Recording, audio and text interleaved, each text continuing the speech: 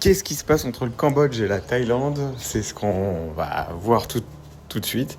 En fait, ce qui se passe, c'est que globalement, le Cambodge est soutenu finalement par la Chine. Enfin, c'est compliqué, mais la Thaïlande est entre deux eaux. Elle est encore, vous savez, il y avait les bases américaines en Thaïlande, mais dans la Chine a une influence de plus en plus importante.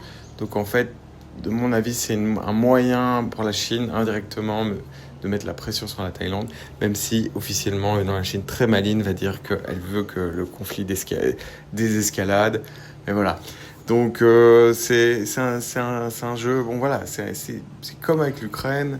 On assiste à des guerres en fait proxy entre deux empires, qui est l'empire américain et l'empire chinois, et ça va se passer comme ça pendant encore au moins un demi-siècle. Donc voilà. Est-ce que alors vous pouvez venir en Thaïlande ou pas? Je sais pas. Là, je suis au Japon. C'est apparemment très localisé dans la province de Surin. Donc, d'ailleurs, toutes les Miss Thaïlande sortent de Surin. Donc voilà. Est-ce que moi je dirais que si vous restez sur Bangkok, il n'y a pas de problème. Si vous allez au Cambodge, par contre, comme c'est un pays plus chaotique, bon, faites quand même attention. Si vous êtes surtout à la frontière avec la Thaïlande, quoi. Je dirais que si vous allez à Phnom Penh, ça ira aussi. Mais bon, moi, j'irai pas pour le moment au Cambodge, en tout cas. Voilà.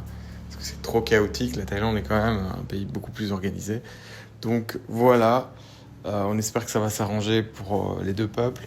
Et puis voilà. C'était juste pour rebondir sur cette info qui est importante pour les gens qui voyagent comme moi. Je suis entre Bangkok et l'Europe. Et puis voilà, j'ai la chance d'être au Japon là, et donc je vous dis à bientôt.